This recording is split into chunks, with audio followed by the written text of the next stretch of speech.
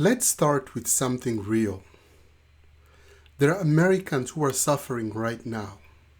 Communities that were promised prosperity and got emptiness instead.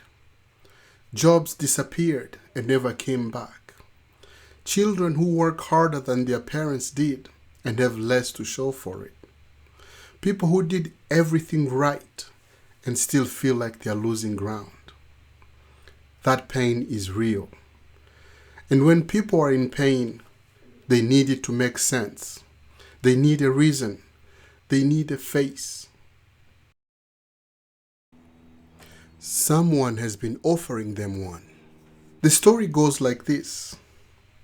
Your suffering has a cause, and the cause is them. The ones who weren't born here. The ones who look different. The ones who are changing things. The ones who are taking what's yours. It's a simple story, and simple stories are powerful when people are hurting. But before we accept that story, before we build law and policies and constitutional rollbacks around it, we owe it to ourselves to ask one question. Is it true? For years, Donald Trump has been telling that story consistently, deliberately, in different rooms, to different audiences, at different volumes. He questioned whether Barack Obama, born in Hawaii, an American state, was really an American citizen. He told Ilhan Omar, a naturalized American citizen, a sitting United States Congresswoman, to go back where she came from. He stood before thousands of supporters and said immigrants are, and I'm quoting him directly, poisoning the blood of our country. And on his first day back in the White House, he signed an executive order to end birthright citizenship. The rule that has stood for more than 150 years. The rule that says if you are born on American soil, you are an American, period. These are not random statements. This is not a series of unconnected moments. This is one sentence spoken over and over again in different words to people who need someone to blame for their pain. The sentence is this: some people's belonging in America is conditional, and I get to set the conditions. Now I want you to think about something carefully. The people being blamed for America's suffering, did they write the trade policies that exported your jobs? Did they make the decisions that hollowed out your communities? Did they choose to defund your schools, raise your rent, price you out of healthcare? Or did they arrive, as so many have arrived before them, at the bottom of a broken system, climbing the same broken ladder you are climbing?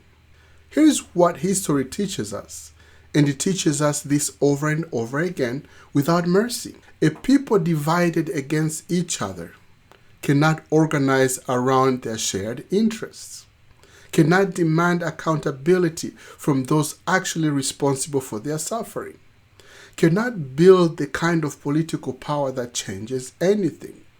Division is free. Fixing the actual problem costs something, and the blame story not offering to pay that cost. This is not a new strategy. It is the old political tool in the American playbook.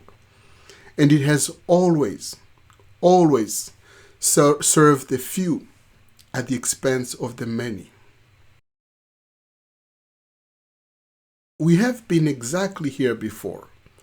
In 1857, the Supreme Court decided in Dred Scott v. Sandford that Black Americans, free or enslaved, could never be citizens of this country. Not because of anything they did, not because of any law they broke, but because the majority needed that answer to feel safe. That didn't make America safer. It helped detonate a civil war that killed 600,000 people. We have passed laws to exclude the Chinese. We have imprisoned Japanese Americans in their own country. We have drawn lines around belonging based on fear, on economic anxiety, on the need for a simple explanation for complex suffering. Every single time, without exception, the bill came due. Fear makes bad law, and bad law makes history weep. When the Civil War ended, the people who rebuilt this country faced a choice. They could leave the question of belonging to future presidents, to future majorities, to whoever was in power and whoever they feared at that moment. They chose differently. In 1868, they ratified the 14th Amendment. And they wrote it in the plainest English they could find. All persons born or naturalized in the United States are citizens of the United States. All persons born here, citizens. No exception for your parents' status. No exception for where they came from. No exception for what the president thinks about them. No exception for what the majority fears about them. They didn't write it that way by accident. They wrote it that way because they had just watched, at catastrophic cost, what happens when belonging is left to political discretion. They took the question off the table permanently, deliberately, because they understood something we keep having to relearn. The Constitution was not built for comfortable times. It was built for moments exactly like this one, when fear is loud, when the pressure to redefine belonging is enormous, when someone powerful is sitting in the front row demanding a different answer. The framers knew those moments would come, so they built something that could hold. Last Wednesday, Donald Trump sat in the front row of the United States Supreme Court, the first sitting president in history to attend oral arguments. He watched his Solicitor General argue that the world has changed, that we need a new rule, that the old answer no longer fits. Chief Justice John Roberts, leading a court that includes 3 justices Trump himself appointed, had 5 words. It's a new world. It's the same Constitution. Barrett, Gorsuch, Kavanaugh, all skeptical, all pushing back, all pointing to the same document. The president left before the arguments were finished.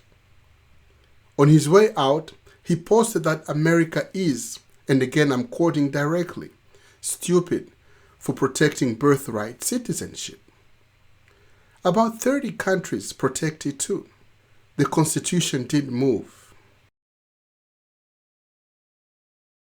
There is a phrase on the seal of the United States. It has been there since the beginning. E pluribus unum. Out of many, one. Not one culture absorbing all others. Not one group setting the conditions for everyone else's belonging. Not a hierarchy dressed up as a nation. One, built from many, stronger because of the many. Each group bringing something, each contribution celebrated, no one erased, no one above another. That is not a naive idea. That is a structural argument. A divided people cannot build a republic, cannot sustain one, cannot defend one. The founders knew this. The framers of the 14th Amendment paid for this knowledge in blood. And it is still, after everything, the best answer humanity has found to its oldest and most dangerous question. Can people who are different share one country as equals? The Constitution answer is yes, not because it is easy, because the alternative is catastrophic. I want to leave you with something personal. I was not born here. I came from a place where the question of who belongs, who is truly one of us, was answered with machetes and mass graves, where ethnicity became the line between citizenship and death, where the fear of the other was weaponized by people in power until ordinary people did extraordinary evil to their neighbors. I came to America because this country had a document that said belonging was not conditional, that it could not be taken by a president or a majority or a fear, that once you were here, once you were born here, you were one of us. Full stop. I chose this Constitution not because it is perfect, but because it is the most serious attempt any nation has ever made to answer that question without violence. And I am standing here today, someone the executive order is about, someone the fear is directed at, holding this document and telling you what it says. Born here, citizen, no condition, no asterisk, no executive order changes that. One president, one pen, one day in office. The framer said that is not enough to decide who belongs in America. E pluribus unum. Out of many, one. That's not a liberal idea. That's not a conservative idea. That is the document. That is the promise. And it is worth defending by everyone, especially by those of us who chose